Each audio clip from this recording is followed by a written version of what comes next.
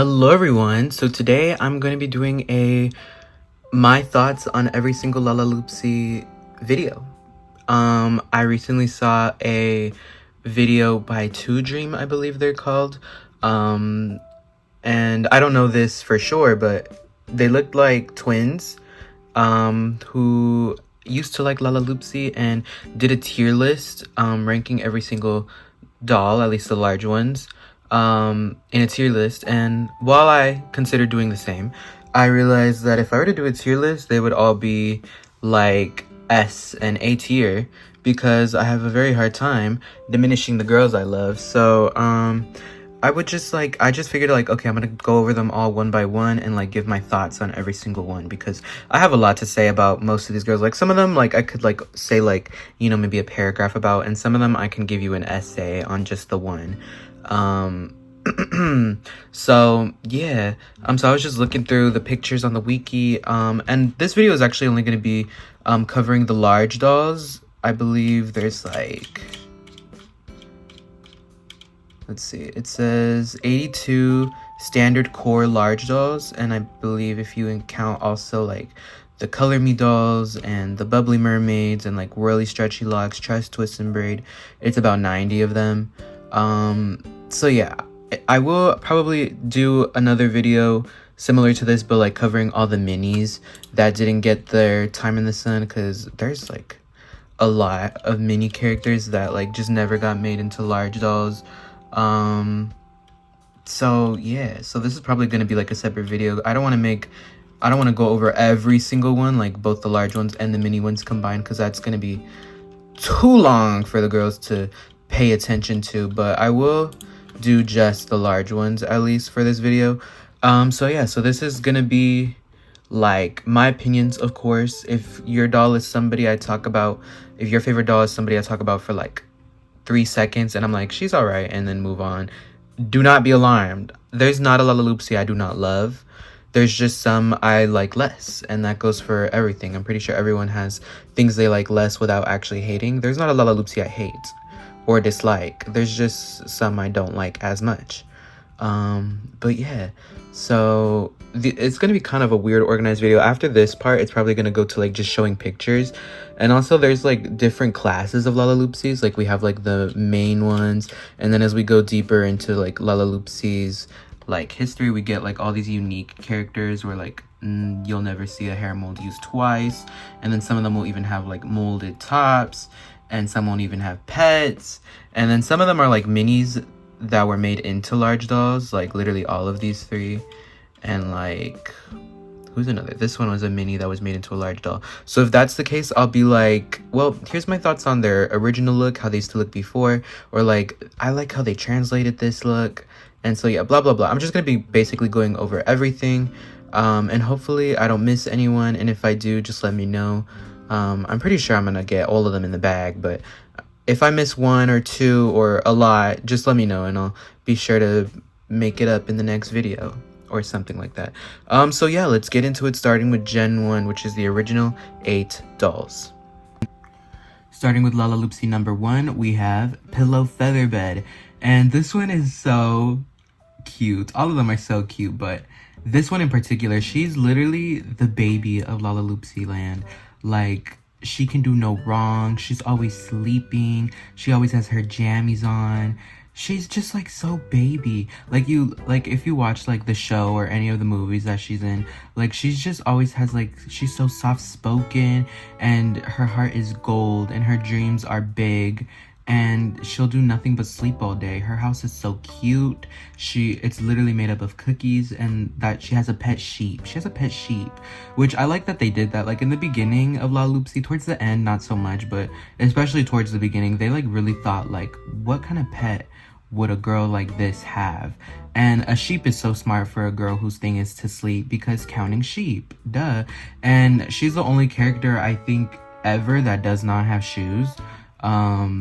But they made up for it because they gave her a sleeping mask, which is also very cute. It says do not disturb. And while her design is very simple, and so is the majority of most of the earlier characters, they only get very like campy and dramatic and super thematic like towards 2013-14. But yeah, I just love her. She's so baby. And they often skip out on Pillow a lot. I think just because her design is kind of hard to work with. Just like, you know, how can we make a girl that loves to be in her jammies all the time, like, do this and that? So, like, in future lines where we see, like, other main 8 characters get, like, different versions, she's kind of the one that gets left out. Like, in Lala-Oopsy Girls, for example. Yeah, which is kind of sad, but, you know, it makes sense. It's kind of hard to translate this design into like many other things just because it is so one note, just like jammies. And it probably wouldn't sell as well if, you know, because it is jammies, but she's cute, she's baby. So I love Pillow. I'm gonna try not to talk about every single doll for like 7 hours, but this is the first one, so give me my time. It's gonna be a lot for the first 8 because, you know, I've had a lot of time to dwell on these 8 girls. So yeah, but I think there's nothing wrong with her design. I like the color scheme. I love the setup and everything for her background and her description and everything. Like, it just makes so much sense, and there's nothing wrong with her at all. I like this one a lot. I'll never turn on my girl Pillows. She's so cute. Okay. Next is the second girl of Laloopsy Land, and also the first, kind of. But technically, the one that came with the Moxie girl is not Crumbs, but it is Crumbs. Like, it's clear that Crumbs' design came from this doll, but technically this doll wasn't Crumbs. It's just Darling Ragdoll, Lala-Oopsy 0. If Pillow is Lala-Oopsy 1 and Crumbs is Lala-Oopsy 2, then this is Lala-Oopsy 0. So anyways, Crumbs. Oof. I have a history with Crumbs, y'all. I'm pretty sure most of us do, because I feel like Crumbs, without a doubt, is the most recognizable Lala-Oopsy. And yeah, so my thing with her is she was the first one I ever got, of the large ones at least. The first Lala-Oopsy I ever got in my life actually was a pillow, and it wasn't a large pillow. It was a sleepover pillow sleepover, the mini playset. That was the first Lala-Oopsy I ever got, and the second Lala-Oopsy I ever got was a large doll, and it was Crumbs. So yeah, she was my first large Lala-Oopsy. But yeah, so when I first was introduced to Lala-Oopsy was on a commercial. You know, the "We're Lala-Oopsy, we're Lala-Oopsy, made with magic and love." I could sing the whole song because I know every Lala-Oopsy commercial by heart. But yeah, the first time I saw that, when I was like young, a child, and I saw that, and you know, I'm not the type of person to be like seeing a commercial and be like, I need this. Like, have you ever just like wondered how, you know, people make money off of commercials? Like, I've never once in my life seen a commercial and been like, oh, I have to buy this now. Never, ever, ever. Except for this one time with Lala-Oopsy. I just saw this commercial and I was like, what the... I need one of these. And, you know, my child brain, I guess Crumbs has like a really just like, you know, attractive design to most people, because most people will say that the girl they love the most is Crumbs. And that's probably one of my least favorite things about being a Crumbs stan, because everybody's a Crumbs stan, but nobody's a Crumbs stan like me. I'm sure I'm not the only one. I can't be the only one that loves her this much. But I don't know anyone else, but I'm pretty sure I'm not the only one. I'm pretty sure. It can't be. I can't be the only one that loves her this much, right? No way. There's so many people in the world, and there's so many Lala-Oopsy stans. Like, it has to be someone else. Or maybe it is just me. I would love it to be just me, but I don't know, y'all. I don't want to take all the credit for Crumbs love, but when I saw that commercial, it had always been Crumbs. I had always been like, this is the one I need. And I remember they took me to the store once. They were like, okay, we'll get you Lala-Oopsy. And they didn't have Crumbs. And I was like, no, it can't be like this. My first Lala-Oopsy cannot not be Crumbs. It has to be Crumbs. And so they literally went to a worker and they were like, well, we don't have her in stock right now, but she's in stock at this other Target. And so they literally drove me to that other Target, and they're like, well, here she is. And so then I got my Crumbs. My Crumbs was secured. My OG 2010 Crumbs. Oh my god. And it was the best day of my life. That's when I met my best friend for life. That's my for lifer right there, Miss Crumbs. And this is probably the most I'll talk about any doll, just because I have so much history with Crumbs. And Crumbs was really the one who lifted me up in my times of darkness. Like, you just don't know. Or maybe you do, but a lot of you will not know. you know, because I feel like most people that are Lala-Oopsy stands have like that connection to one of the most earlier characters, like from Gen 1 or Gen 2, and like they'll say their favorite character is from Gen 1 or Gen 2 just because, you know, when we were a child, we probably linked onto one of the most early characters and we took it with us forever and ever, you know? Like, people who are new to Lala-Oopsy have the freedom of being latched onto any of the characters, but for me, like, I latched onto Crumbs, and it's been that way since 2010. So, you know, she's just been my girl, and I've always just been in love with her ever since. And I'll never let go of that love because she's kind of been my entire personality. Like, do you ever just like hyper fixate on something? Oh my god, I'm looking at the time for this part of the video. It's already 4 minutes that I'm talking about Crumbs. I could go on about this girl, so I'll try to cut this short. But oh, I just like derive so much of my personality, so much of the things I've done in my life have been like, what would Crumbs do? WWCD, what would Crumbs do? Right? At some point I wanted a pet mouse just to be like her. I wanted to be a baker just to be like her. I would like, you know, like I had an infatuation with sweets. I still do have an infatuation with sweets. Like, I'm such a sweet tooth person. Maybe it's because of her, I don't know. But like, so much of my character and like how I act, the things I do, the things I say, the things I like in life has to do with her. Like, she has influenced me so gratefully, and like, she is literally half of my persona. If I never met Crumbs, I would not be anywhere close to the person I am today. You would not know me, basically. If you think you know me now, take Crumbs away and you would have no idea who I was. Like, she really is 50% of what makes me me, you know? And that's just Crumbs. But let's talk about the doll now. It's 5 minutes and 30 seconds into this, and I have not started talking about Crumbs herself. I really do think she just has such an appealing design. The fact that, like, she has a black bow in her pink hair, and that, like, black is nowhere else in her outfit, but it, like, looks so right. Like, she just looks so nice, right? And I think it is, like, kind of, like, dainty. Like, the black bow, like, it's not, like, emo. It, like, looks elegant and dainty, and she, like, just has taste, you know? Her dress is so iconic. It's meant to be resembling, like, a yellow baker's apron over a pink dress. And if you have the doll, you know that Lala-Oopsy, especially in the earlier years, loved to put so many layers into the dolls themselves. Like, the dresses, like, there was so many layers to the dresses. I remember, like, I loved, like, looking at every single layer of her dress, and that was true with all Lala-Oopsies. Well, mostly the earlier ones. They stopped doing it towards the end, but I feel like they put so many, like, layers of tulle and blah blah blah underneath just to make the skirts look so full, and I loved it. She has these cute little high top sneakers, a pet mouse, and you know, she is sweets themed, but this is probably like the only sweets themed Lala-Oopsy that doesn't really have sweets like in her design. Like, towards the end, like, if you see an ice cream Lala-Oopsy, she's not gonna look like someone who enjoys ice cream. She's gonna look like an ice cream herself, you know? Hey, Scoops.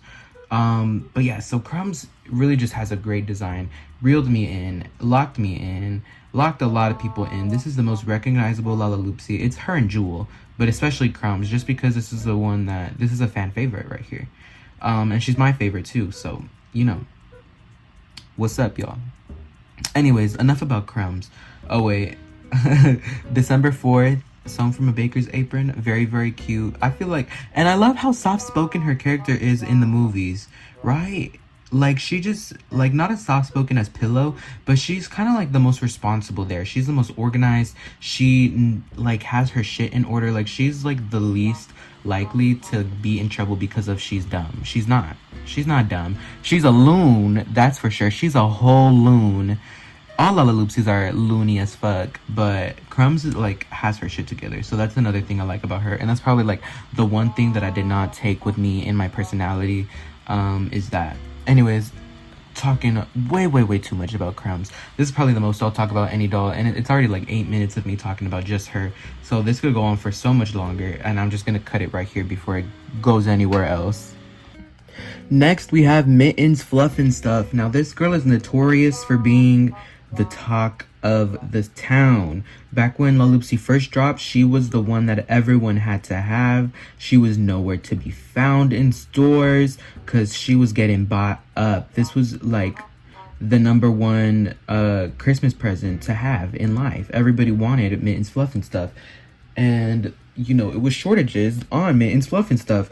And so she probably has another one of the most appealing designs, probably just because it's so blue and also pink and also cuddly. And I like her character a lot, though I will say I feel like her character is kind of like not as fleshed out as some of the other ones. Like, we know she loves snow and she loves all things winter, but like when you think about like Mittens in the show and stuff, she's kind of just like a girl, you know. Like, I can't think of any specific thing that makes her like her own person. She just kind of is like a girl who loves snow, and that'll not take her down at all. Like, not at all. She has a pet polar bear, which works for her character. Oh, and I forgot to say that a mouse for Crumbs works also because, you know, a mouse in the kitchen. Like, but yeah, so Mittens is such a cute girl. Blue hair. I love that she has like the thermal underneath like the fur vest, and also she has like this cute little skirt, like snow boots and leg warmers. She's so cute. And yeah, she's just kind of the snowy girl. I feel like I don't have much to say about Mittens, to be honest. I really do love her setup. And I love that she was the one that got the video game first. They were like, we're gonna give Mittens the Speedy Ski game, and the rest of the girls are gonna watch and learn.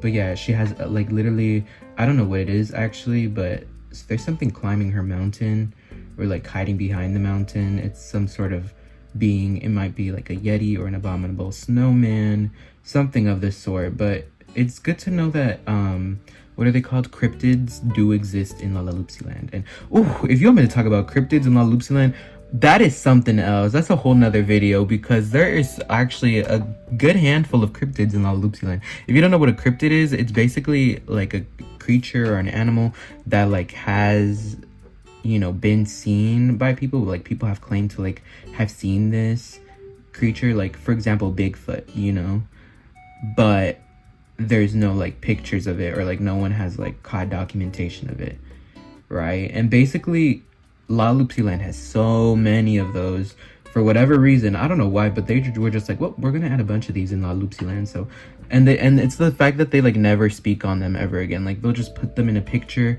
or like in the background of a video like once or twice, and then we'll like never hear about it ever again. And so Mittens is probably this first case where we see her little abominable snowman friend. Perhaps she knows this being and, you know, talks to it on the daily, and it's just like her little secret. Oh my god, headcanon. We love to know that Mittens has her little abominable snowman friend that no one else knows about, just her. And it's her thing.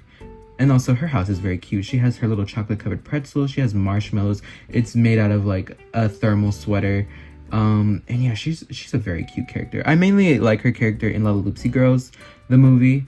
Her design is obviously so good.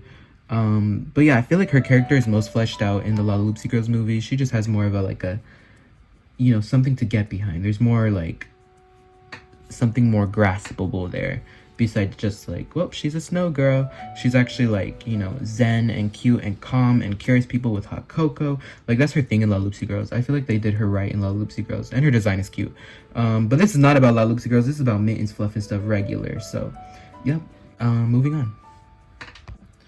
Next, we have the goof herself, Peanut Big Top. She may be a clown, but a goof she is.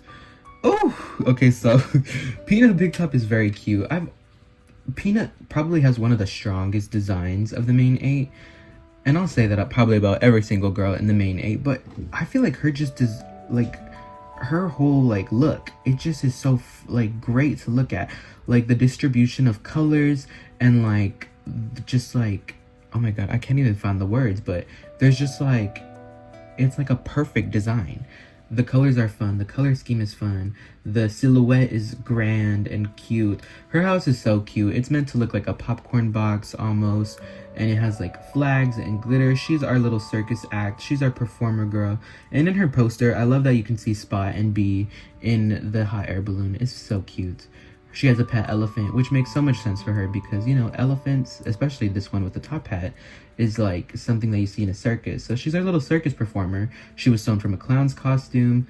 And she's just, I don't know. I love her personality so much in the show. She is so loud and unbothered. Oh my god. I remember this one episode where they were like having a princess tea party and she was like, "I'll have 3," when they were asking her about cubes of sugar, and she's like, "Can you use your inside voice, please?" And she's like, "This is my inside voice. This is my outside voice." And you're like, "Oh my god, Peanut, you need to..." Like, she's just so stupid, but I love her. She's really one of the ditziest characters, and I love how Lala-Oopsy, like, they are so unbothered. Like, if you ever watched any of, like, the TV shows or any of the movies, then you'll know that the way these characters act is just so unbothered by anything. Like, they don't get, like, down in the dumps that much. Like, there is, like, they have their moments, but for the majority of time, like, they'll literally be like, anyways, so we're gonna be so happy, right? And I'm like, Peanut, you need to be quiet. Like, she needs to be quiet, but also I hope she never shuts up ever. She's that girl, and her design, oh my god, I just will never get over it. She's also our first girl to have gloves, and she's sewn on April Fool's Day, and she has a star next to her eye, so she's one of our first to have, like, a beauty mark type thing. But yeah, she's so crazy. I love Peanut Big Top. Cause she's just so crazy. She's just so crazy. She's so crazy. Whatever. She's so crazy. I love Peanut. She's so crazy. Speaking on crazy, we have Spot Splatter Splash up next, the 5th Lala-Oopsy in the line, and oh my goodness, if we thought Peanut was crazy, this is actually crazy. Spot is so crazy. Again, view Lala-Oopsy media and you'll know, like, she is just such a ditz. I love the ditzy ones. Like, I feel like we don't know how many of them are ditzy, but it's definitely her, Peanut, Peppy. What else? That's as much as I could think of right now. But Charlotte is another ditz. Like, some of them are just so ditzy. Like, they just do dumb things and it's so cute to watch. And the main one of all of Lala-Oopsy Land is definitely Spot. She's just so stupid, but like, it's so cute. Like, I remember one time she was painting a hole in the ground, like a perspective painting of like, well, here's like this hole in the ground, even though it's not a hole, it's just a painting. And Ember was like, oh my goodness, she's gonna fall in the hole. And so like Spot's kneeling on the ground, right? And Ember like jumps in to save her and like grabs her legs, and she's like, oh my goodness, Spot, please do not fall in this hole. And Spot's like, hi Ember, if you want to borrow my shoes, just say so. Like, oh my like, Spot, what? She's so cute. Also, what, like, I always thought like Spot was kind of like the runt of series 1. Like, her design kind of like did the least. Like, that's what I always thought until I got her. Like, you just have to understand, like, you know, I think it's the way she's photographed. Like, something about her colors and like something about the way she can be photographed, like, she doesn't translate very well in photos, in my opinion. She has one of like, she's not the most photogenic doll like in life for whatever reason, at least in my opinion. Like, I don't know, photos just do not do her justice, but you have to have her in person. Like, the amount of frill her skirt has, and like her little striped top, and like her color scheme is so cute. And she has a zebra, which is very cute because, you know, it makes sense for an artist. They're like striped horses. They look like they've been painted on. And you know, Spot has definitely painted on hers, whether by mistake or on purpose. And it matches her gown, her dress. But yeah, her house is definitely the house of an artist. Her house is always a mess. I remember in Laloopsy Girls, one of my favorite things that they did was they made Spot room with Crumbs. The most organized girl of Laloopsy Land rooms with the messiest girl in Laloopsy Land. And it was such a cute dynamic that we got to see for a few minutes, because, you know, they're not the main characters, so they didn't dwell on Spot and Crumbs in that movie. But we got to see their little interactions, and it was cute. But yeah, I think Spot is a very strong character, and she's clearly one of the fan favorites. I think all 8 of the girls are the fan favorites from series 1. Yeah, I think there's not a single girl that isn't a fan favorite, but people definitely love Spot, and I always was like, I don't get it, but I do get it now. I do get it. So sorry to the girls who were like, I love Spot, and I was like, for what? Because I understand. I've been understood for a while now, but I understand. And I never hated her. I want to get that straight. I've never hated a Lala-Oopsy, ever. But, you know, sometimes you just don't get it, and I didn't with her, but I get it now. I get it now. I really do get it now. There's nothing wrong with her at all. I just don't know why sometimes, like, even like this photo that I'm looking at right now is like, you know, I think it's because like her hair and her skin looks almost the same color. Like something about her, like her doll does not look like that in real life. It's just something different, something lost in translation. But yes. Next we have Jewel Sparkles, and this is definitely the brand's like favorite child, you know, because like every doll line will have the girls that, you know, the fans love, which in this case it's Crumbs, and then the doll that the brand loves, which in this case is Jewel. Like if you're a Rainbow High stan, you know how like Rainbow High tries so hard to make Amaya and Violet Willow the main characters, and those are the ones everyone hates. Well, Jewel is that girl. They love Jewel and they want Jewel to be the main character so bad. But most people kind of, especially towards the beginning, I feel like a lot of people really love Jewel these days. Like all the OG fans really love Jewel. But I remember when Laloopsy was like, you know, like still a thing, like booming and popping. Like everybody was like, fuck Jewel, she's kind of a bitch. But let me tell you something. I've always really liked the bitchy characters. Like, not that Jewel is like a bitch, because, you know, like, Laloopsies are nice, sweet girls. All of them, even Jewel. Her personality is graceful and a bit bossy, you know, so people really think that she is a girl to be mean to the girls, and she has, you know, been a little bit rude, but it's never been like horrible, terrible. And I can't help but love a girl who like stands her ground.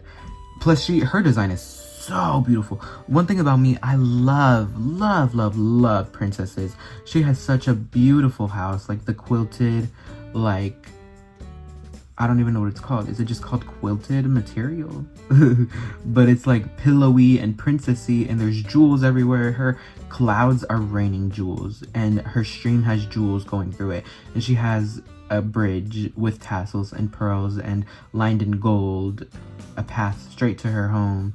And her design is so beautiful. She has like this perfect little princess dress, and not only does she use pink and hot pink, but they said we're gonna make Jewel different from the rest, and they gave her lime green in her design, which is so different and so bold of her. She said, I know no one else can rock this, so I'm going to. She was rocking hot pink and lime green before anyone else. And I know that's probably not true, but I won't be hearing it from any of you. If you say someone else did it before Jewel, no, they didn't.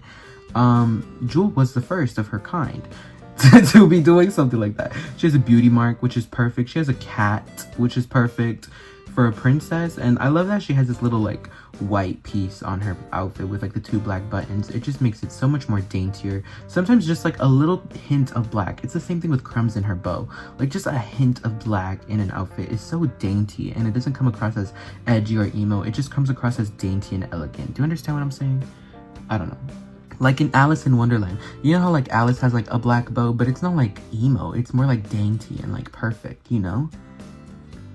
Like that's what black does in a design sometimes. If it's just used sparingly and perfect, it's kind of like the idea like with Mary Janes, you know, like they're like elegant and they're black and they're like perfect and sophisticated.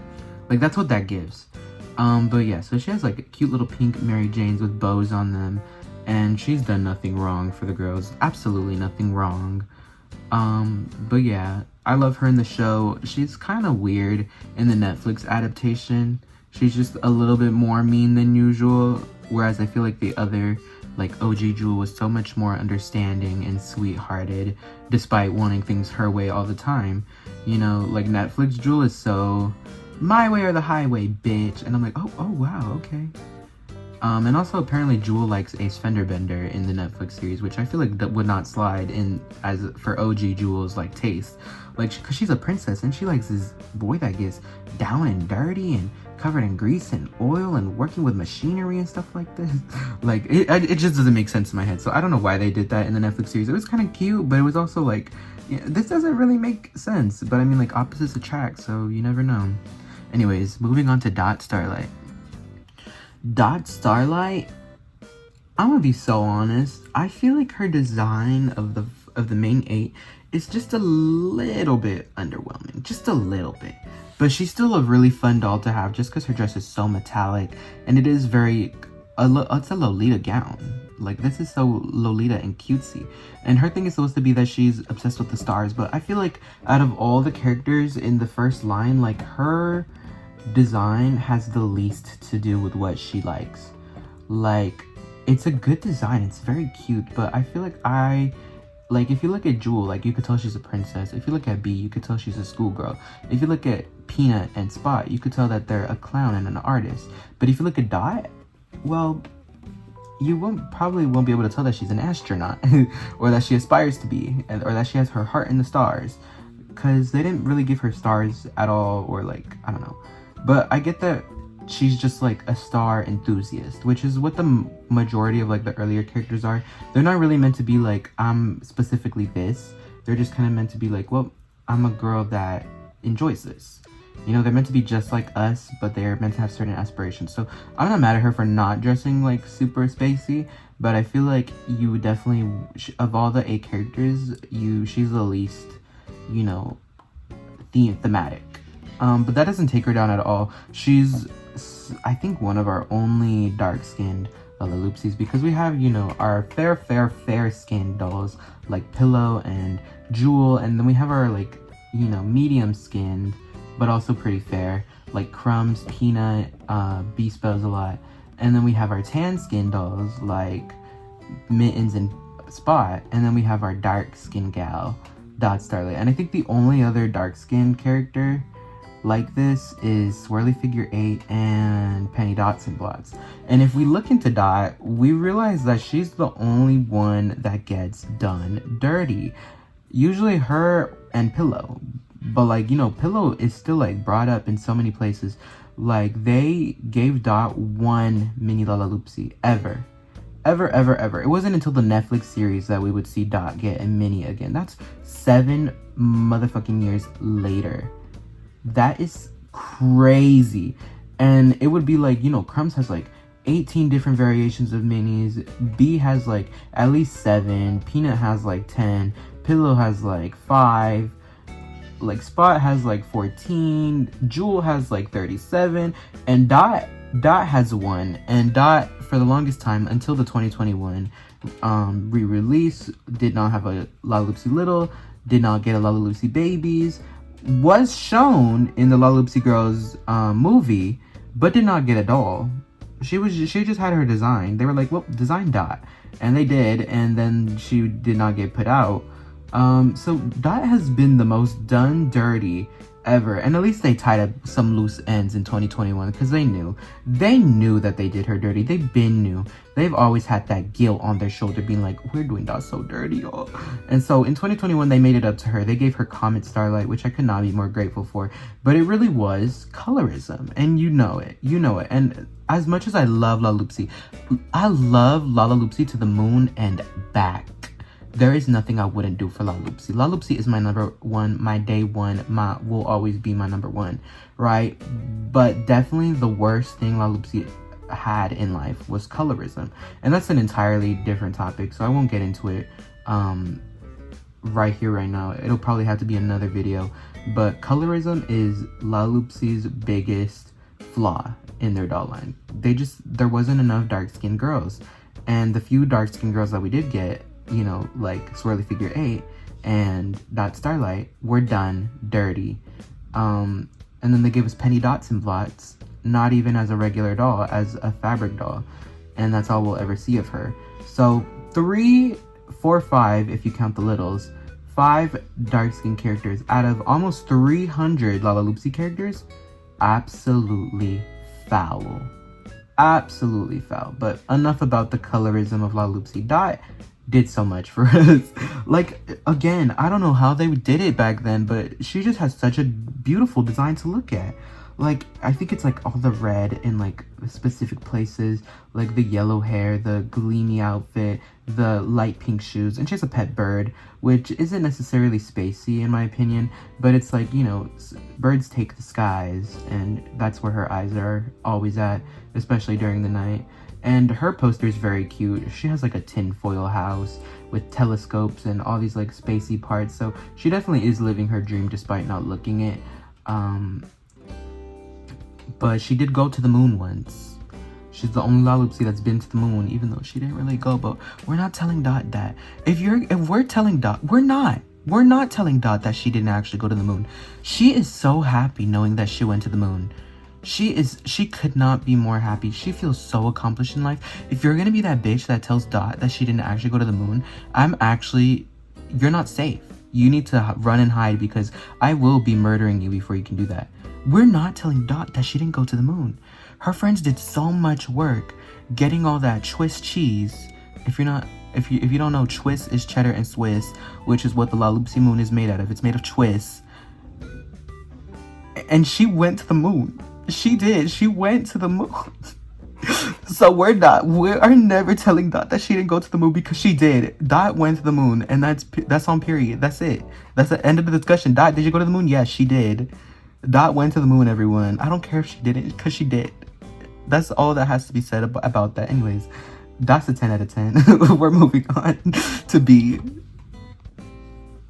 Bea Spells-a-Lot is my name. I love to learn. I love reading games. Me and my pet owl, we can't wait for you to meet all the friends. It's gonna be so great.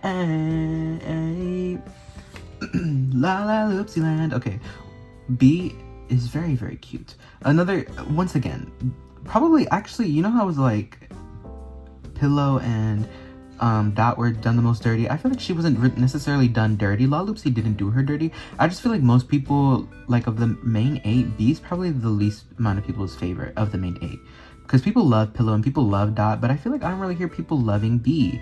But of course, she is our first blue-eyed girl. She's a ginger. She has a black and like plaid outfit. She has a pet owl, which is so perfect for a schoolgirl, because owls are like stereotyped to be like super smart.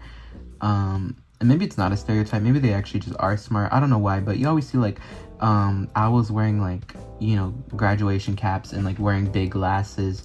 So it's kind of just like a cliche, you know? But her home is a school. She is currently one of the few Laloopsies that knows how to drive. I believe the only other ones are like Charlotte Charades and Cake Dunk and Crumble. And maybe I think Crumbs knows how to drive too, because she did come with a car at one point, and so did Spot Splatter Splash. So maybe they do know how to drive. And I'm sure Peanut knows how to drive a clown car. But Bea can drive a bus, so compete with that. Bea can drive a whole bus. If you can drive a car, try driving a bus. But yeah, her house is very cute. She has some mushrooms. Her fence is of pencils. She has a school bell. She has apples. She has an apple on her shirt, which is very cute. Like, as much as they love to make Bea like, well, she's the teacher, she's also the student. Like, doesn't she just look like the cutest little A+ straight A student? And I think that was one of like the most perfect like thematics that they could have given to a doll, especially in this era of time. It's just so cute. And I really don't have any problems with Bea. She's so cute in the show. You know how I said that Crumbs is the most organized? It might just be her too. Like, she's just so cute, and she probably has like the softest heart of any of the girls. Like, all of them, you know, do their things and take their hardships and go through their tumbles, but she's probably the most sensitive and the most, you know, sweetest one of all of them. She's always willing to lend a hand. She always has like fairy tales on her mind. She loves to read. She loves learning games. Me and my pet owl, we can't wait for you to meet all the friends. It's gonna be so great. You know, like, she is just such a sweetheart. And also a brainiac. So we love that. So that was the main 8, and after this, the Laloopsy releases would be a little bit more sporadic until they went back to releasing like 8 a line. I remember the next 2 that would come out were Blossom and Tippy, and then they released a twin pack with Sunny and Berry, that was like a Toys R Us exclusive, and then our first boy Laloopsy patch treasure chest, and then it was like, they released 3 that were like, oh, it was Sahara, Marina, Misty, and then Pepper and Ace, and you know, so they kind of didn't release them like all in a line, but they kind of became like their own next wave of dolls. But yeah, so the next one would be Blossom Flower Pot, and her poster image actually has her with fair skin, which is weird because it looks like they probably intended her to have fair skin, but I'm so glad they changed her to have darker skin later on, because she looks better like that, and it makes you know, for more diversity, and makes for more sense for a girl that, you know, spends her day gardening. But yeah, she has cute little pink hair, And they didn't just stick to like, you know, light pink and like garden or green, because that probably would have been a little bit boring. Not that I would have hated her for it, but they also gave her a touch of orange, and it ties into the heart on her butterfly's wing. And like the brocade embroidered like fabric used on the white part of her dress is just so lovely to look at. She has 2 little like daisy flowers in her hair and 2 on her dress, and there's like glitter tulle underneath her dress, which is so like unneeded, but it's so perfect, and it like looks so nice. And she has freckles, which is perfect because, you know, she spends a lot of time in the sun, and freckles are so cute. And you know how I was like, Bea probably has like the softest heart? She most definitely does, but Blossom has also the most softest heart. If you've seen Blossom like in action in like any of Laloopsy media, you just know that Blossom is so like environmental, and she just has so much like hope and like so much peace and love in her heart. She just cares so much. She just cares so much, and it's so beautiful that we have our little garden enthusiasts taking care of Laloopsy Land, making sure that that Laloopsy Land does not end up like us. They won't, because they have Blossom there. We're the way we are with pollution and whatnot because we did not have Blossom. But Blossom is the one that's watching everyone, and she's like, wait, you guys, hold on. I know this seems like a good idea, but this is actually so harmful to the environment and to this plant specifically. And without this plant, the bees will suffer. And when the bees suffer, these will suffer. And everybody's like, oh, I'm so sorry, Blossom. We probably shouldn't do that. They're not money hungry like us. Laloopsies aren't freaks like us. Laloopsies know. Okay, she has a pet butterfly, which is perfect for a garden Laloopsy. She has a green thumb, despite not actually having a green thumb. But Petal Flower Pot has a green thumb. Also, there's a gummy worm in her garden. I love her. I love Blossom. Blossom is so cute.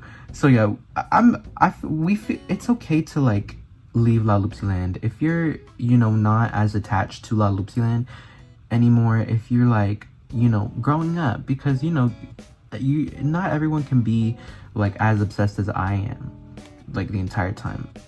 I feel like there's not that many people left that are obsessed with Laloopsy.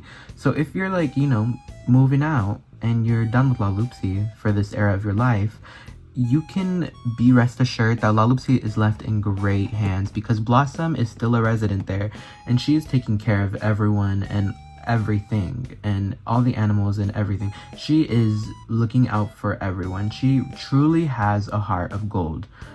Blossom is so cute. Okay, but also Blossom was released insanely. It's insane, but Blossom was released with Tippy Tumblina, which is why I feel like I overlooked Blossom for so long, because Tippy Tumblina, oh my god, what? Tippy Tumblina, oh my, as soon as Tippy released, it was over for absolutely everybody in Laloopsy Land. No one knew what to do. People heard, well, Tippy's moving in. Who's Tippy? Who's Tippy? When they got wind of who Tippy was and that she was coming into town, they absolutely everyone considered packing their bags and straight up leaving. Because how could you live in the same town as Tippy Tumblina and not feel overwhelmed, not feel intimidated, not feel less than, because it's Tippy. Tippy has one of the best designs ever. She has beautiful scarlet red hair. She's the star of the show. She has stars on her cheeks. She has beautiful cutesy little ribbons in her curls. She has a beautiful gown which like has some gingham on it and bows and puff sleeves and a ruffle tutu, and she's one of our first to have real socks and ballet slippers. Oh my god, Tippy. Tippy, you could have given us a heads up. You could have given us... How are we supposed to know that you were coming to Laloopsy Land and we were just supposed to deal with it? What, you thought we would just be okay knowing that you were here? No, Tippy. No, you should know by now that you're too much for everyone to handle without so much as a heads up. She has a pet swan, by the way, which is so perfect for her. And I'm going to keep saying that, especially towards the beginning, because like they literally thought so well. Like, what would a ballet dancer have? Of course she would have a swan.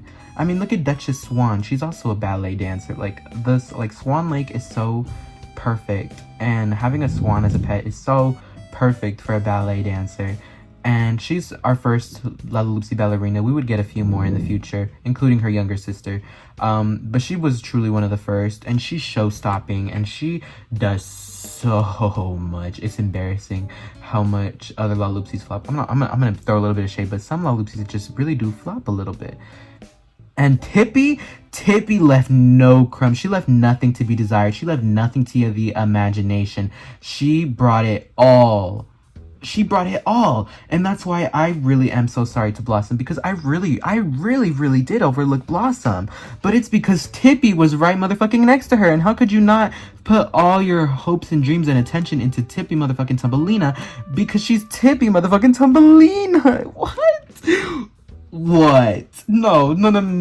We're not doing this. We can't. It's not possible. It's not. And her house is a stage. She lives backstage constantly. Her home takes place backstage because the front of her home is the stage, so she clearly lives backstage. But yes, her recital takes place at sunset.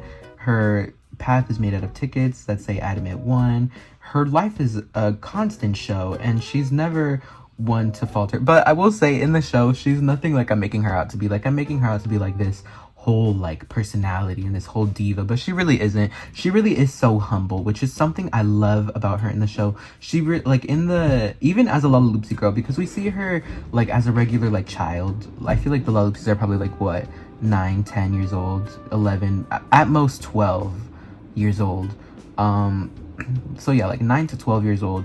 And we see her like that. She's always on point, as in like, you know, on point, like not on point, but on point in the show. And she constantly fumbles, she constantly trips, and well, in Lala-Oopsy Girls, her thing is like she loves learning other forms of dance too. But we can see that Tippy is also a ditz. She's kind of a loon. She's kind of blindsided. She's kind of stupid. And I just love how humble she is. As much as she is a star, and she has so much power over the other girls. If she wanted to ruin everyone's life, she could. She absolutely could. Even Jewel sparkles. But she doesn't. And she acknowledges her power, and she keeps it to herself. She says, I'm humble, and that's it. She's just so humble regarding how much power she has and what she could do, and she doesn't. It's absolutely crazy. But yeah, Tippy Tumblina, everyone. A round of applause for Tippy Tumblina. The next up, two that we have are Sunny and Berry, which are impossible to talk about without talking about them together, because when they first came out, they were released together in a 2-pack as like a Toys R Us exclusive. I'm sure it was like for the holidays or something. Probably not, actually. It's probably just because Lala-Oopsy was so successful and they were like, well, we need to give the girls something to buy. So I feel like these two were probably just a little bit rushed. You can always tell that sometimes like a Lala-Oopsy, or like a doll in general, is given just a little bit less effort, especially when it's like made for a store exclusive, because where they're like, well, this isn't like, you know, part of a line or a series. It's just kind of a one-off. We're just kind of gonna spit something out for the people to buy. Like, I feel that way about like Peppy Pom-Poms especially. But yeah, I feel like these two kind of were, but also they kind of ate. And the thing with these two is that they're twins, and they were both sewn from a farmer's clothes on the same day, October 12th. And yeah, so they're basically like a farming duo. Sunny is the orange-haired one, and in my opinion, my lesser favorite of the two designs, but that's just because I prefer girlier things like Berry. But yeah, Sunny is like the farmer one. She's like the one that's like, you know, I'm sure they both do farm work, but she's like the one that's like, you know, cropping and doing all the farm work and blah blah blah, and in the chicken coop and tending to blah blah blah. And Berry is on the opposite side of the spectrum. Even though she's also a farm girl and she probably does stuff like milking the cows and greeting the hens, she's definitely like the sweeter, cutesier, like indoors thing. Like, she is the one that, how do I put this into words? I feel like you just have to know the aesthetic I'm talking about. Like, it's kind of like a Southern Belle, but not like a Southern Belle. Like, she's kind of like very cutesy and sweet and like Southern, even though she doesn't neither of them have a Southern accent. I think they actually have one in the Netflix series though, but in the regular series they do not. But like on Berry's house, there's like a ribbon, And don't you just know that aesthetic? Like, kind of like in Charlotte's Web, like when they're like awarding the pigs, like a ribbon, like best pancakes, buttermilk pancakes. Like, I feel like that's her. Like, she's the one that's like in the kitchen, like with all the ingredients, and she's just kind of like that, like country wife. Even though she's not a wife, she's a little girl, but that's like what she gives. Like, she gives that very cutesy specific aesthetic, and I love her for it. And as you can tell, like, they kind of don't look like each other, but they are made from the same fabric, so they definitely use like the exact same patterns. Like, Sunny has orange hair with a pink bow, and Berry has pink hair with an orange bows, and Sunny has mostly denim outfit with hints of like this pink gingham, and Berry has this mostly pink gingham outfit with hints of the denim, and they both make use of orange buttons in their outfit. And Sunny has a pet chick and Berry has a pet cow, so both farm animals, and they both live on the same farm despite living in two different buildings. And yeah, it's very cute. They even have a webisode called Too Close for Comfort, which is because they live right next to each other, like close, probably the two closest living residents in Laloopsy land to each other. And so it's like of Berry getting like like kind of annoyed because Sunny can't stop snoring, and it's like messing up Berry's sleep. And so they just have the cutest dynamic. And even in the Netflix series, I feel like their dynamic, is also cute. It's a different one, but it's also very cute. It's kind of the same thing. Basically, Berry's like the farmer one and deals with all like the animals, and Berry like tends to the gardening side of it.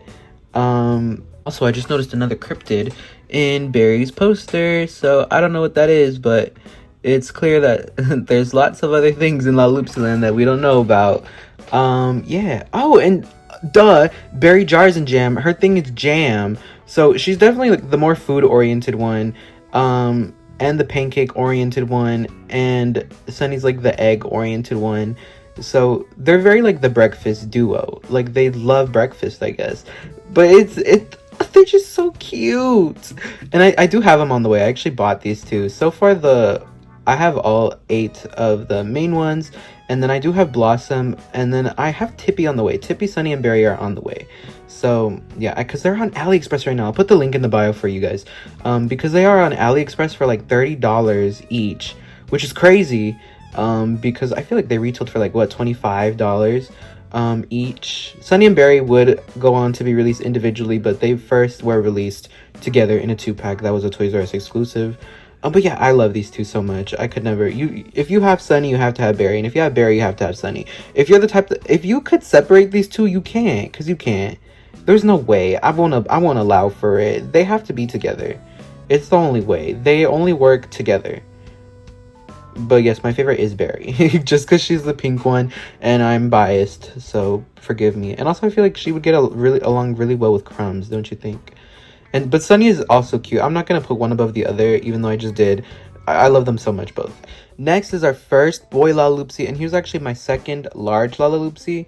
The story behind him is like, we were at the store, and they weren't gonna buy me Laloopsy because they didn't want to. The only 2 Laloopsies that were there, by the way, were Pillow, Featherbed, and Patch Treasure Chest. And they were getting Pillow for my cousin, and they're like, well, this is for your cousin, we're getting this for her. I was like, oh, okay, where's mine? And they're like, no, we're not getting you anything, what are you talking about? And then so I tricked my brother. I was like, my brother wants this Patch one. And they were like, well, if he wants it. Which was mainly because I'm the one that always asks for stuff, and he never asks for anything usually. So they bought it for him, but it was all me. I was the one that asked for him for my brother. My brother could care less. But yeah, so he technically was my brother's for a while, but he's mine. He's always been mine. But technically he was my brother's, but he was mine, you know? Like, you know.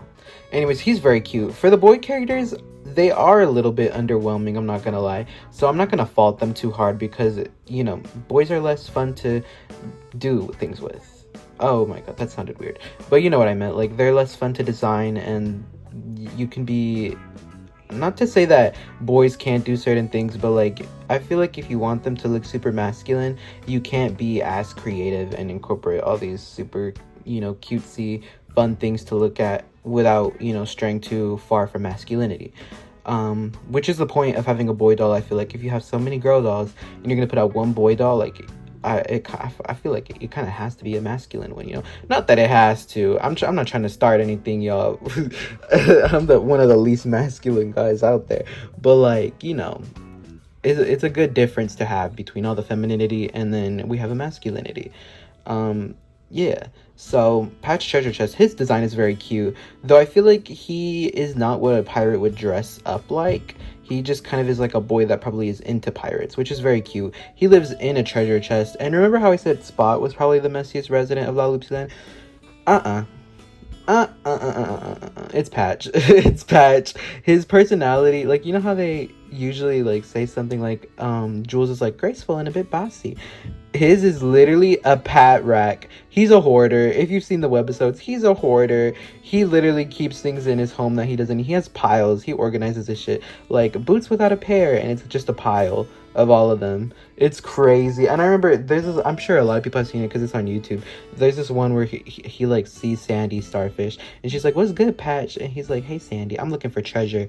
And she literally brings him like so many jewels and gold and chests full of unbelievable treasures, and he's like, "Nope, none of that will do." And then she finds this like ugly old used boot, and she's like, "Oh, ew, a boot." And he's like, "Ah, that's the treasure. I found it. I found the treasure." And she's like, "Oh, okay. Well, here you go." And then he runs away with the boot, and it's like, well, so he loves trash. I mean, there's a certain beauty to it. Like, he sees the beauty in, you know, waste, but he doesn't necessarily recycle it either. He just kind of hoards it, which is interesting. It's a very cute personality to have in theory, not in real life. So I'm glad that he's just a character, because it's cute to see, not cute to live. And so I'm glad we'll never have to live. Actually, I'm not gonna say that because I know some people do, and for those people, I'm so sorry, and I'm rooting for you, because I know sometimes it just gets to be too much, and sometimes you're not in that mental state to like take care of it, and you know, that's just how life ends up. So I'm not gonna shade those bitches. But yeah, with Patch, he's just a cutesy ditzy little character, and it's kind of his thing. But yeah, he has one of the most interesting houses, and his design is a little boring. Mine's is currently missing the patch, but it is the OG one that I've had since childhood. He has a pet parrot, which is perfect for a pirate. And his outfit is cute. Like, it's boring, but it's cute. Like, the ribbed shirt with the collar, and the black and red striped shirt with the skull over it, the cargo pants, the tennis shoes. It's very cute, and he's blonde. So, points for being a blonde, I guess. Anyways, moving on to the next three that were, in my head, released together. I'm not sure if they were released together, but, like, on laloopsy.com, there was, like, a shifting poster at the top, like, a little banner at the top of the website. And when these three came out, like, it would, like, cycle. Like, it would fade from Sahara to Marina to Misty, and then back to Sahara, Marina, Misty. It'd be, like, new character. And it was like that for a while. And that's why I associate these three characters together, Sahara, Marina, and Misty. Just because of that banner, and because, like, they came out literally at the same time. In my head, I'm sure there was some space between their releases, but in my head, they came out all together. So yeah, starting with Sahara Mirage. This is our first character that does take influence from like a real like race or culture or ethnicity. I'm not sure which one's the right one, but one of those. Yeah, so disclaimer, I am a Hispanic person, Mexican to be exact. So there is no Mexican Lala-Oopsy. Technically, no Lala-Oopsies have any races. There is no Lala-Oopsy that has a race, none. There, like, canonically, there is no Lala-Oopsy that has a race, but there are a few characters that do take inspiration from, like, you know, races and ethnicities and traditions and cultures. One of them being Sahara Mirage. So I'm not well versed enough in any of the cultures to be like, this is a good representation, this is a bad representation. So I'm gonna rate them basically just based on how much I like the design. And if it's something that's offensive or stereotypical, go ahead and let me know in the comments, because I would like to know. But, you know, like, it's something that I feel like a lot of doll lines back then did, like Brad's Genie Magic. Like, is it cultural appropriation or is it cunt? Who knows? But, you know, so I don't know. I'm just gonna rate them based on if I like looking at them or not based on they did this and they did that, because I don't know. So forgive me for that. But yeah, Sahara Mirage. Ooh, I feel like I've always loved Sahara Mirage, especially when I was little, more so when I was little. But I just feel like she's so beautiful. And I remember seeing her in stores one time, and it said she's limited edition. And I was like, I don't know what that means, but it sounds amazing. Which I don't know why she was limited edition, because I don't think she was really limited edition. I just think they wanted to say that. But she's has a gold crown. She has a beautiful outfit. It's like made out of the silkiest material, and she has a pet camel. So, you know, that says a lot about her. She's very elegant. She lives in this, like, beautiful palace. And on her poster, actually, she's, like, riding a carpet in the background. So, technically, maybe there's two of Sahara. I don't know what that means about her. But, you know. Okay, so I'm looking through her wiki, and it says that she is meant to be, like, a genie character. She was sewn from a real genie's veil on January 13th, which is Make Your Dreams Come True Day. And she's scared of the dark because it's supposed to be like a little joke. You know how like genies are like in their lamp and it's dark until someone opens it and finds it and rubs it. Yeah, but she's one of the ones that we've never seen depicted. I think this is actually our first character that we're going over that has not been depicted in the show before. Yeah, everyone else has.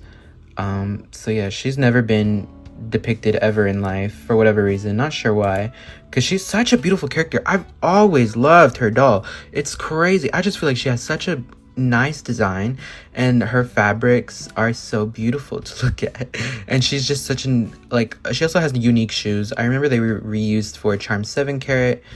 But yeah, oh, and it says she was introduced along with Misty and Marina, so I was correct in my mind for thinking like that, because that's exactly what happened. But yeah, she has one of the most beautiful homes. Anyways, that's Sahara Mirage, y'all.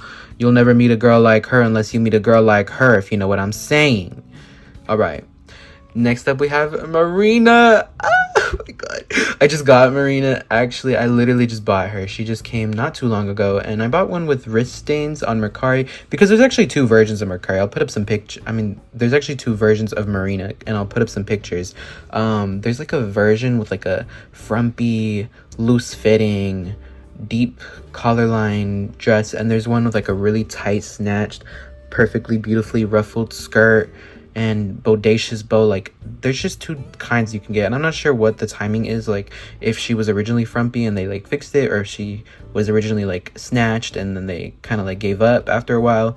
I don't know, but she does have one of the most weird outfits in Laloopsy. Not like weird looking, I just have this doll, and like usually, you know, if you buy them used, like they're bound to be a little bit disheveled, but I could not find one of her except for this one listing that had like a nice outfit, and I realized why. It's because this material is so snaggable. Like, just with like the prickly side of the Velcro, like it literally will take a thread, and I don't know why. It's like silky and satiny, but it literally like snags it so bad. Like, compared to other fabrics used on the other dolls, like it snags this shit so bad. And so if you ever get her, be careful. I recommend buying her new if you can find her and afford to. Because it snags so bad, bro. And yeah, so she can be pretty disheveled for whatever reason, but I was able to find a good one, though she had wrist stains, and I literally just used the what is it called, that like acne cream method to get rid of the stains, and she's perfectly perfect now. But yeah, oh my god. And this is one I kind of underrated. This, I feel like I'd never looked at her until like just recently, but oh my god, Marina Anchors. Oh my god, she's just so beautiful. Marina, I once met a girl named Marina, and suddenly that name will never be the same to me. Marina, I just bought a girl named Marina, and suddenly I found how wonderful a sound could be. Marina. Someone tell me shut up. No, but she's just so... Oh my god. Marina, I'll never stop saying Marina. And she's a pet whale, which is cute. So she's clearly the sailor one, and they gave her a sailor uniform, and it's just, if you get a good one, it's so good. She has light blue hair, it's in braids. I think this is the first time we see this hairstyle. I don't know, I want to put it into words, but I can't. She just is so nice to look at. And I don't remember too much of her from the show. I believe she didn't have that many appearances, but I remember her riding around in her little bathtub boat. So yeah, I don't remember her that much in the show, but she's so cute. She's very cute. I feel like she's probably the most sane in Laloopsy, because you know how everybody's very ditzy. She's probably the most sane. She probably doesn't, you know, do too many crazy things. She's actually very... Actually, I just realized that I'm completely lying, because she literally rides around in a bathtub boat. So maybe she's not the most sane. I guess we'll find out who the most sane is later. I probably haven't found them yet or reacted to them yet. But she's very not sane, but she's kind of sane, you know? Like, she's not stupid. She just is stupid. But yeah, also her house is on the water, so she's living life. It's literally on a life float. So, oh shit, and there's a shark in the water. Yeah, I hope she's doing okay. I'm sure she's doing great, actually. But yeah, she's amazing, and she's the only Laloopsy that has a brother. The only one. No other Laloopsy in Laloopsy Land can say that she has a brother except for her. So yeah. Moving on to Misty Mysterious. Oh my galaxy. What were they thinking? Okay, so you know my number one girl is Crumbs, sugar motherfucking cookie bitch. Also, I'm on the computer right now, so if you hear some clicking, my apologies. If that gets annoying.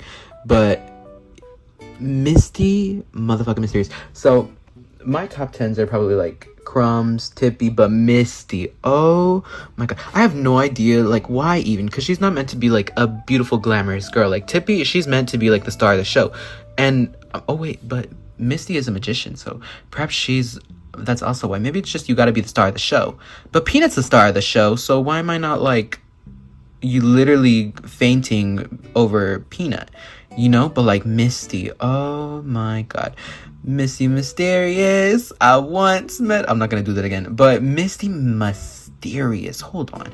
I remember I had like an era with this girl at some point, like not too long ago actually, just because I didn't have her, and I was like, why don't I have her? And I like bought her because I was like, why don't I have her?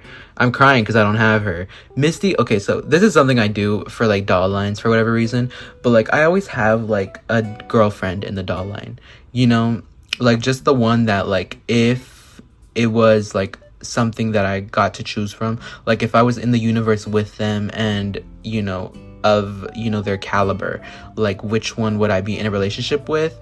And like with OMG, it's Camp Cutie. Like I would be in a relationship with Camp Cutie. She's my doll girlfriend. She's not my favorite OMG, that's Dolly's my favorite OMG, but Camp Cutie is my OMG girlfriend.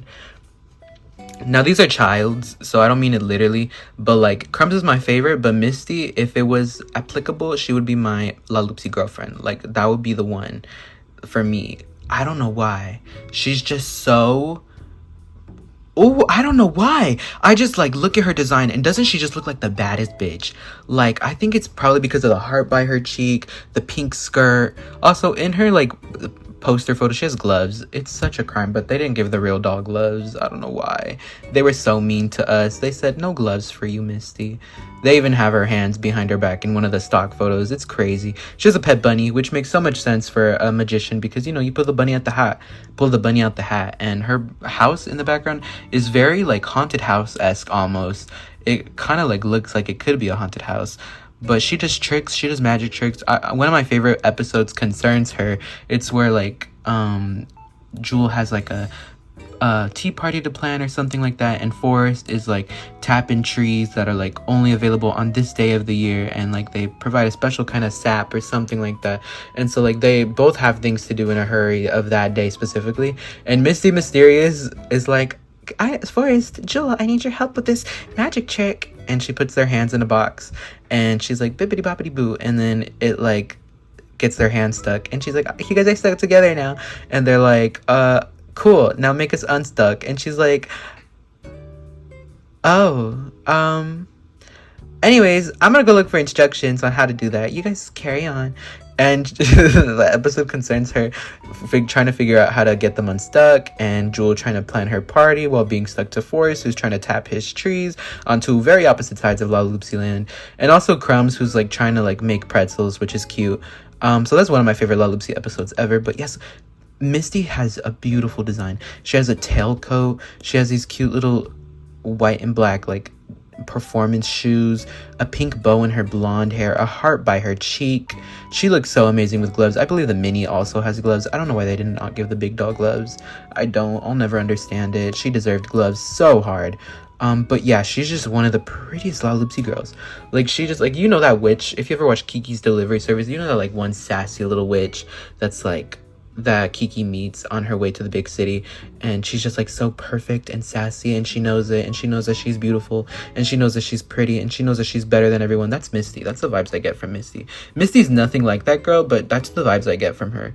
So yeah, that's Misty Mysterious. Oh my god. And suddenly that name will never be the same. Misty Mysterious. All right, Pepper Pots and Pans. This is okay. I'm gonna be so honest. Her and also like Peppy and also like maybe Marina were like the three girls that kind of like, you know, they're fun to look at, but they kind of just like have the least going on, right? But like Pepper, you just have to understand it, but it's also fine if you don't. Now, I don't understand what was going on with Pepper, because like in her stock photos sometimes it's like Berry and not Pepper. So I don't know, maybe they were like, well, oops, maybe I'm pretty sure it was an oversight, because I don't know how you can do that, but like sometimes it's literally just Berry and not Pepper. And then I'm sure they had to go in and recolor the photo to be Pepper, but you can literally find pictures of it where it's literally just Berry in Pepper's outfit. But yes, Pepper does not look like this. She looks like this. She has like light pink hair, not hot pink, and red bows, not orange, and dark skin, not fair. She has a pet piggy, and her whole thing is being the chef of Laloopsy land.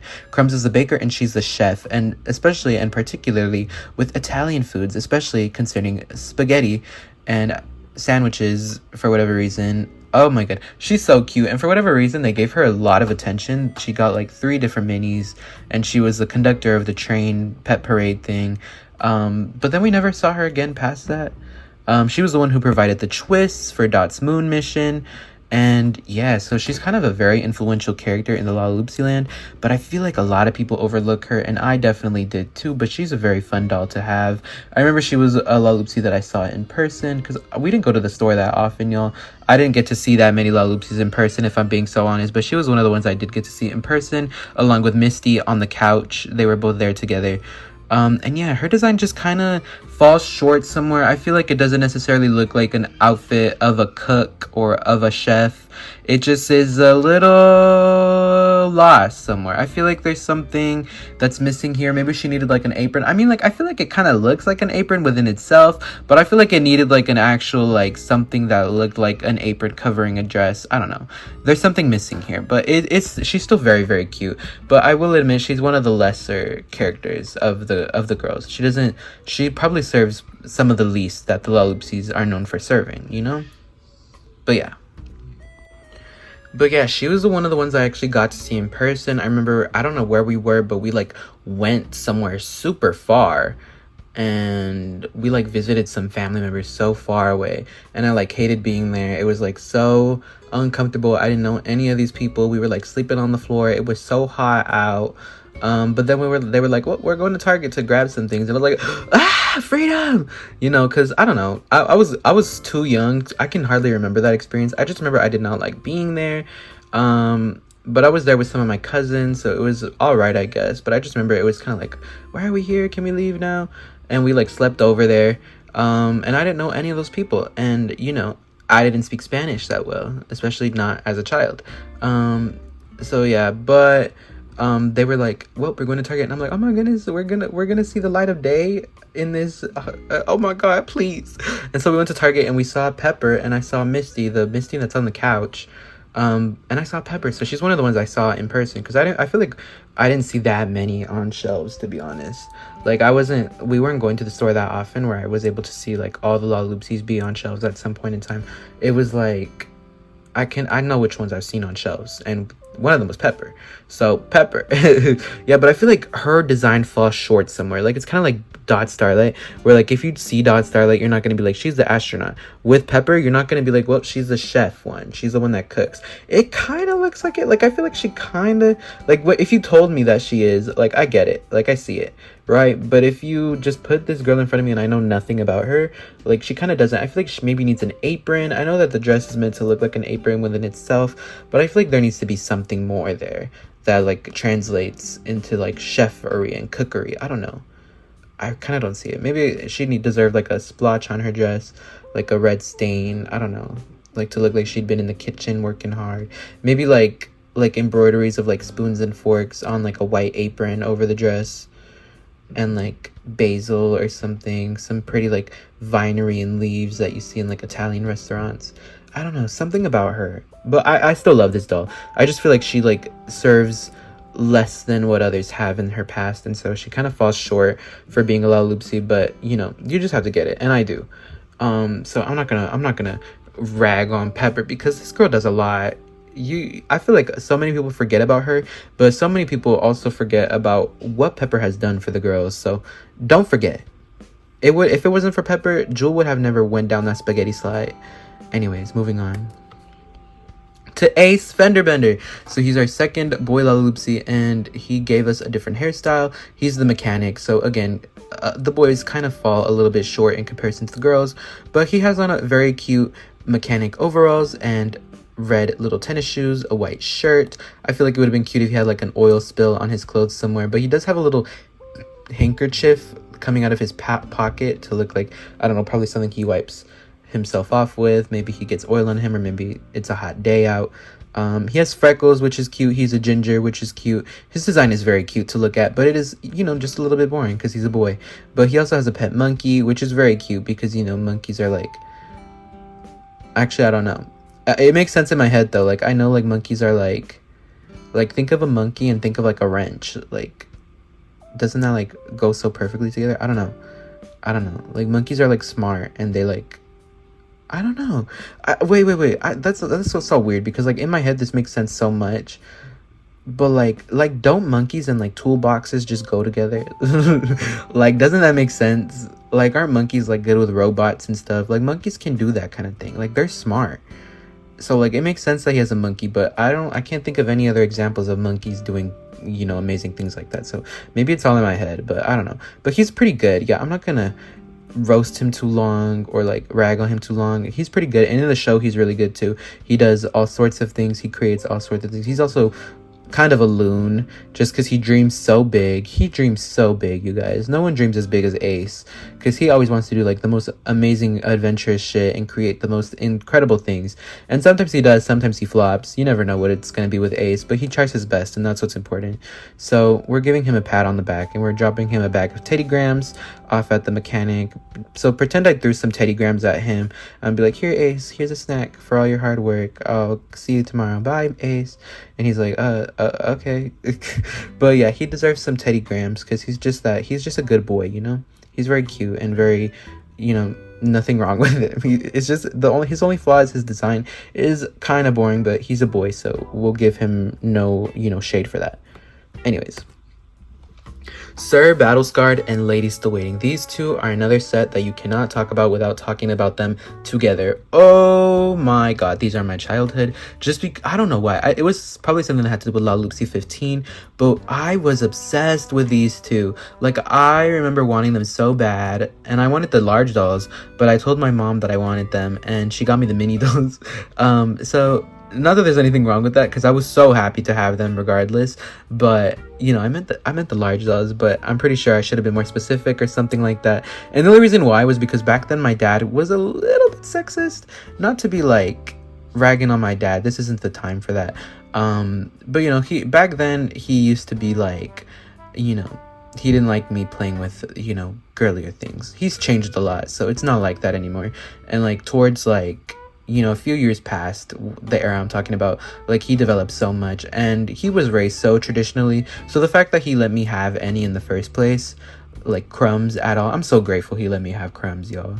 So grateful. I really am so proud of my dad because he let me do so many things that were out of his comfort zone. Like he let me have Crumbs and Jewel Sparkles. He did self-handedly buy me some girls' toys, you know, regardless of the fact that he was definitely a little bit sexist.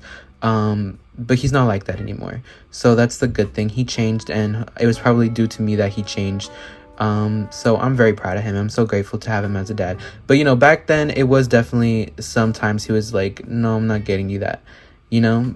So I'm grateful he let me have some at all.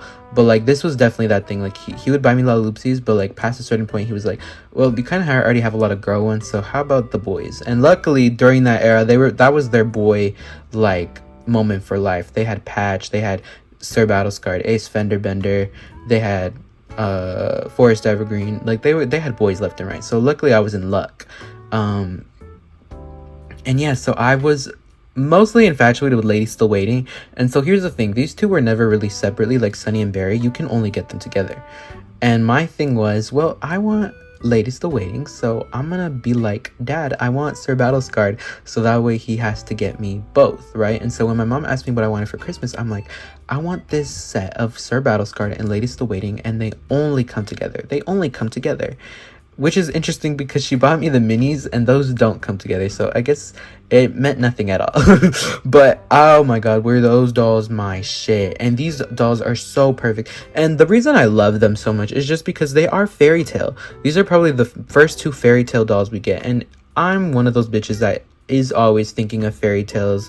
Like, I love fairy tales and I want to live in a fairy tale, and these are so fairy tale. Lady Still Waiting is a maiden. She was sewn from a fair maiden's dress, and she's just, her aesthetic is like living in a palace and like waving her handkerchief out at like her knight going off on an adventure. And Sir Battlescarred is her knight. These are, as far as I'm aware, the only two Laloopsies that are canonically, like, you know, have feelings for each other. They like love each other. I don't know if they're girlfriend or boyfriend or anything, but they definitely like love each other so much, in a way besides friendship, you know. And we do see Sir Battlescarred in the show, and it's so cute because he's so like not how you imagine him. Like, we see him so much with Lady Still Waiting that we think he's like this fearless little knight and he's so brave, but his personality says chivalrous, which means, you know, good to your lady. It doesn't mean brave. And the reason because of that is because when we finally see him in the Laloopsy show, he's not very brave at all. In fact, he's scared of absolutely everything, which is so cute because he's this little knight character and he's scared of everything. He's scared of Pixie Flutter's bug. He's scared of the dark. Oh my god, he's so sweetheart. He's so baby. He's a little... Take care of Sir Battlescarred. Lady Still Waiting better take care of him. Because although it seems like Sir Battlescarred is taking care of Lady Still Waiting, it's probably Lady Still Waiting to take care of Sir Battlescarred, y'all. Anyways, he has a pet dragon and she has a pet unicorn. His design is a little bit boring. Once again, he's a boy character, but he is our first darker skinned boy character. Not that he's super dark skinned, but he is tan skinned. And he has a scar next to his eye, so he probably has done some fucked up shit, you know? Or maybe he hasn't. Maybe it's fake, because he is such a scaredy cat. He has some chainmail on his outfit.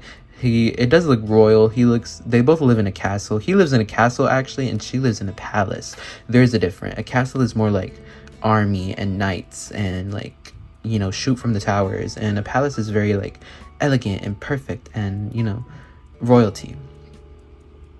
So don't get it twisted. Anyways, she's so beautiful. She has beautiful purple hair and a gorgeous, like, ball gown. And she has a pet unicorn. So they are so fairy tale. It's not even funny. But yeah, they belong together. You guys. Also, one thing I like about Lady Still Waiting is something I remember so often. She loves being a maiden so much that she waves her handkerchief out the window saying goodbye even though no one's there. It literally says that in her bio. She's like, she loves waving her handkerchief to bid farewell even when no one's there. Like, lady, you are that girl. You're so cute. Like, I just love that they make Laloopsies have like such ditzy little personalities like that. They're so cute, just so cute. Also, they share a pattern. I remember in the very beginning of Laloopsy, like, a thing that they would do was like, oh, and by the way, this is the pattern of the fabric that was used to make them. And for Lady and Sir, not even Berry and Sunny, But for Lady and Sir, their pattern is stitched together friends forever.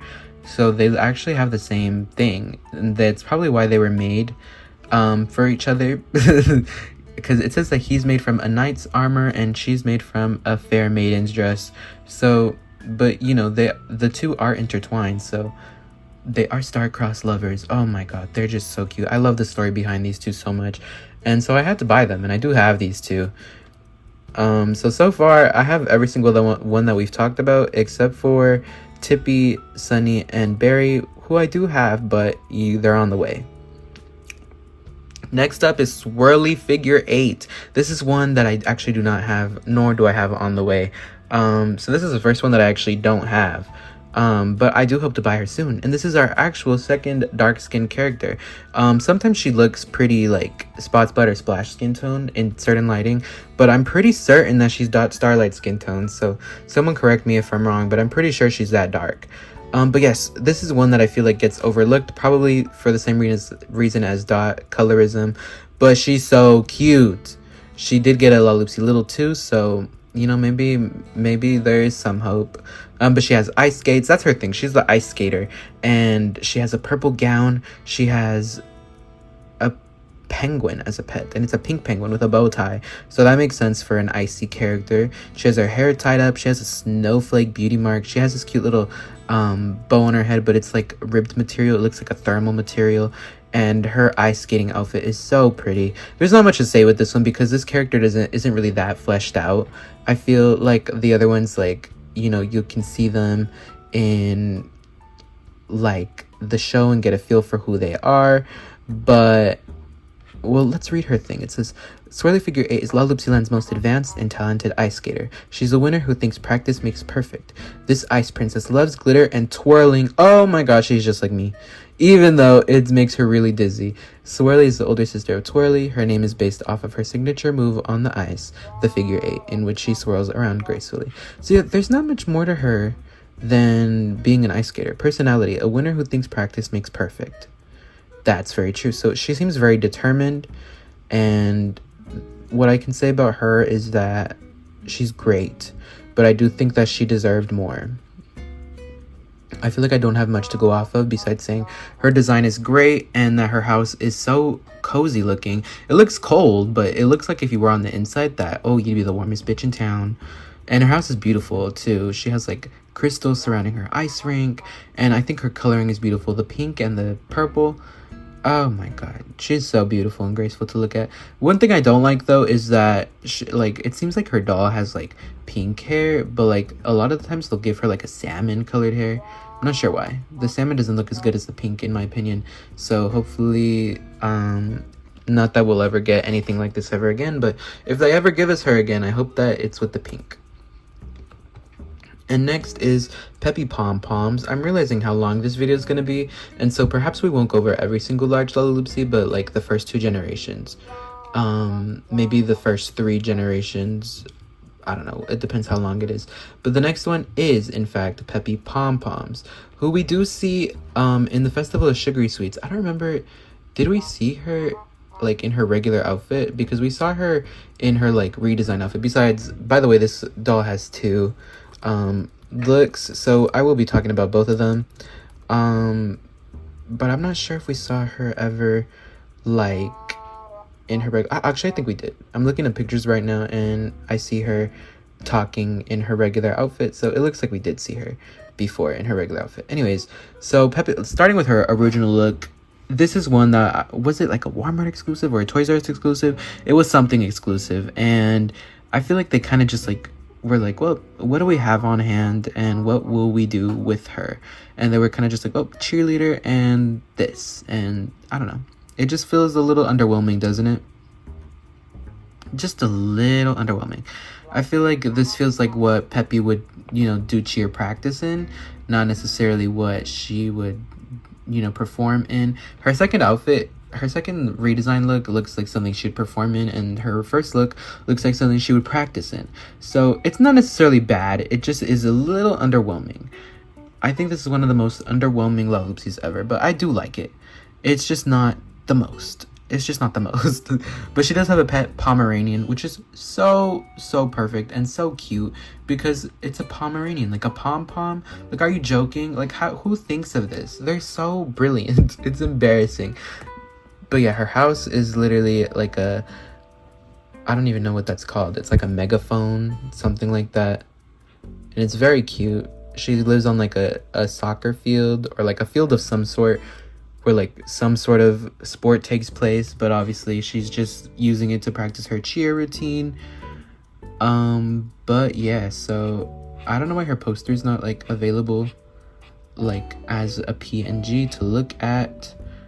Only the second design is, so that's what I'm doing right now. Actually, I'm looking for it, but I can't find it except for on the back of her box. So unfortunately, I guess we'll never have this like as a piece by itself, which is unfortunate. But it does exist, so maybe buy the doll new in box so that we can have her poster as a physical piece instead of looking at it from afar. Anyways, yeah, I feel like there's not much else to say about her. She's a very cute girl and she's a very cute doll. She's just more underwhelming, and she's not one I think of often. Her redesign, on the other hand, I also don't think about her. I feel like I don't think about Peppy at all, but it's a lot cuter. She has pom-poms for hair. Her Pomeranian got darker. She has higher socks. Her skirt is a pom-pom. She has like a jersey on, a number 1 next to her eye, a megaphone in her hair, a bow in her hair. So it is a little bit more. They did give us what we needed with Peppy, I think. But yeah, nothing wrong with Peppy. I don't hate her, but again, a little bit underwhelming. Even in her redesign, a little bit underwhelming. But yeah, I feel I'm like guilting myself right now because I'm like, I don't want to tell her she's not all that, but she's kind of not all that, but she is. But I like her personality in the show because she's another loon, if you know what I mean by that. Like, she's loony. Like, she just wants to cheer everyone on so bad, and she's like, anyways guys, I'm gonna cheer now. And they're like, oh, okay. So yeah, that's her. Next is Suzette motherfucking La Sweet. Is that really who's next? Let's see. Swirly, Peppy, Suzette. Yep, Suzette's next. Alright, y'all. Suzette is one to talk about. This is one I've always loved. This is another top 10 for me, because she's sewn from a duchess's dress, and this is Lala-Oopsy's first collector doll, and she doesn't really feel that much of like a collector doll. Like, I feel like she could be any other doll, but she's the collector doll.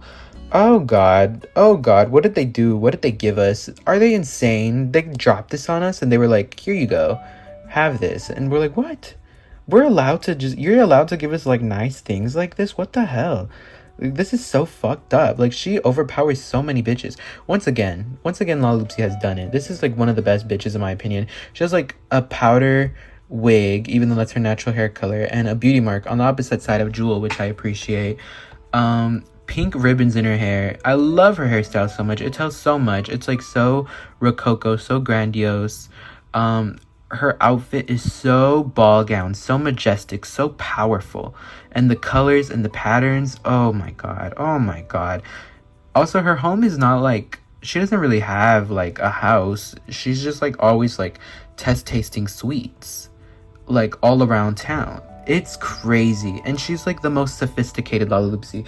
If you like know Jewel, you know Jewel's kind of a ditz, but Suzette, although she's, you know, I'm not gonna say she's not a ditz, but she's one of like the most sophisticated, like well-mannered girls in Laloopsy land. She doesn't even let her poodle walk on the ground because she's like, you don't get dirty, baby. Oh my god. And she's just so dainty and perfect and beautiful. Like, she just does so much right. Oh my god. And in her Lala-Oopsy Girls version, oh my god, y'all. In Lala-Oopsy Girls the movie, oh my god, y'all. Suzette is so like perfect and better than everyone. And her accent is so beautiful to listen to. She has a French accent, so she's a French girly. Also Tippy has a British accent. So those are our first girls with accents. But oh my god, no way. Like, she's just, in Lala-Oopsy Girls, they really took her to another level, and they were like, we're gonna make her so pampered and so like, we're gonna basically take Suzette and we're gonna elevate her. Like, it's so crazy. Like, Suzette was already good, and then the Lala-Oopsy girls, they made her like Suzette times 10. It's crazy. But yeah, Suzette is amazing. I don't know what they were thinking. She has one of the best personalities, one of the best designs. She truly is beautiful. Next we have Ember Flicker Flame. This is another girl that gets a little bit overlooked, and it's kind of because, actually, I don't know why. She has a pretty good design in my opinion. She's the firefighter Lala-Oopsy. So actually, this is probably one of like the best designs they could have given for a firefighter. She has firefighter boots, which are remolds of Mittens, but they look just like firefighter boots, don't they? And then she actually has leg warmers. She has like this firefighter coat material for her skirt, and this cute little striped top, and like suspenders, and a Dalmatian, which is so cute because, you know, Dalmatians are like stereotyped to be like the firefighter dog, right? And her colors are so bright. She has red fiery hair, and also like yellow fiery ribbons. Yellow neon ribbons. Like, she just looks like a firefighter. And her home is a fire station. She's so cute. Her personality is heroic with a fiery temper. Ooh, oh my god. And she has a trampoline, and she's cooking up something on the barbecue. She is all about fire. So they kind of like made her the firefighter, but also like a fire enthusiast. You know, like, she's a double girl. She does both.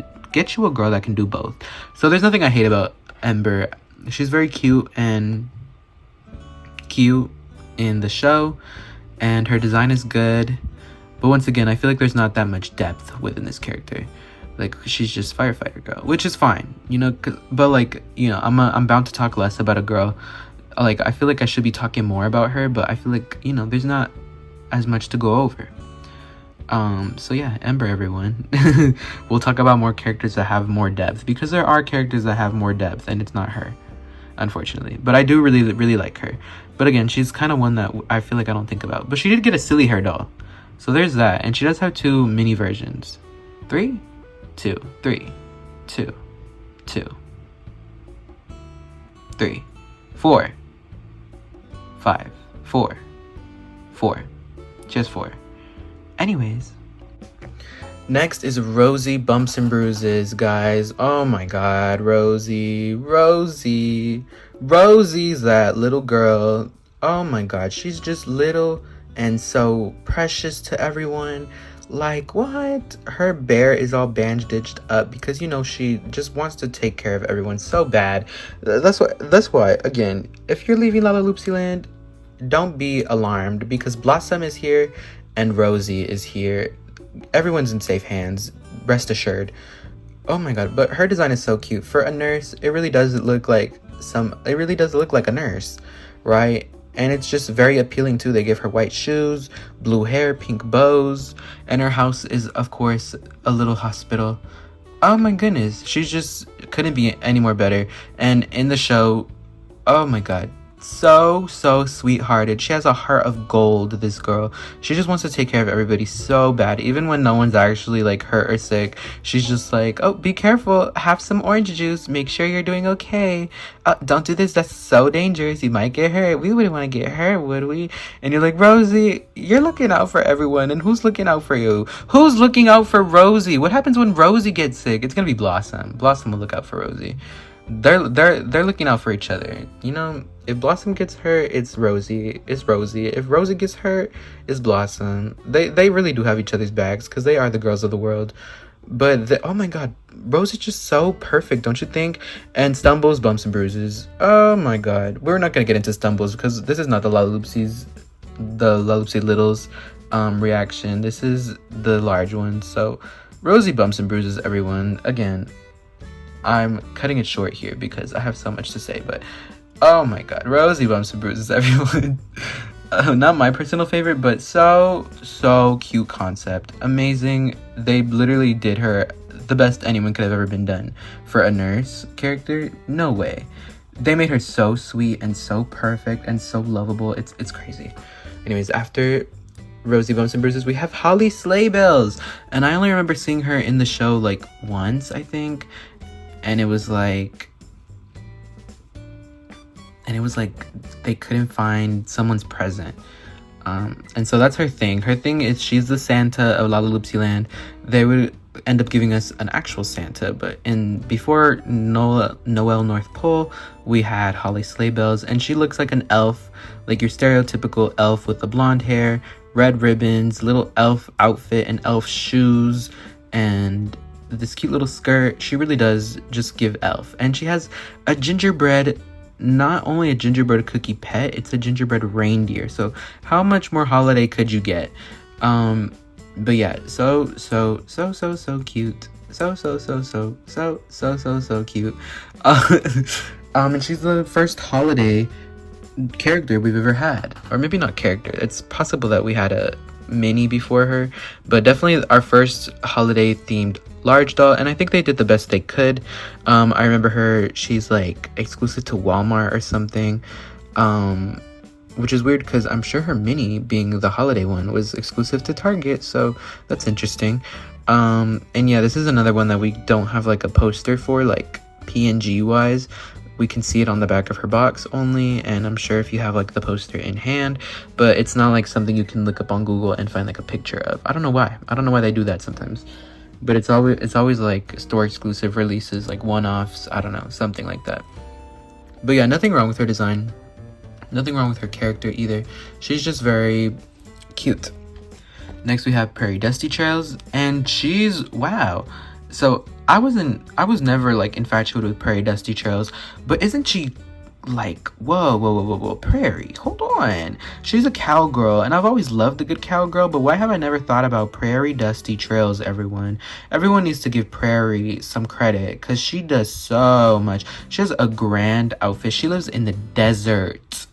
She has a pet cactus. Is this our first like inanimate object pet? Because we have like the cookie reindeer, but that's like, you know, it's a reindeer. A cactus can't be alive, and yet that's her pet. So we're living so hard. They could have given her a pet horse if they wanted, because, you know, a cowgirl rides a horse, but they said no, we're giving her a cactus, which is crazy. Also, she's so fun. I remember like she was in that episode and she was like wanted to be the cowgirl so bad, and she wanted to live her dream, and she was like, everybody, we're gonna play cowgirl, and everybody's gonna be cowgirls with me, and everybody did, and they were all like, well, we're all playing cowgirl, and Crumbs was the villain and she was dastardly Delilah. Oh my god, yo.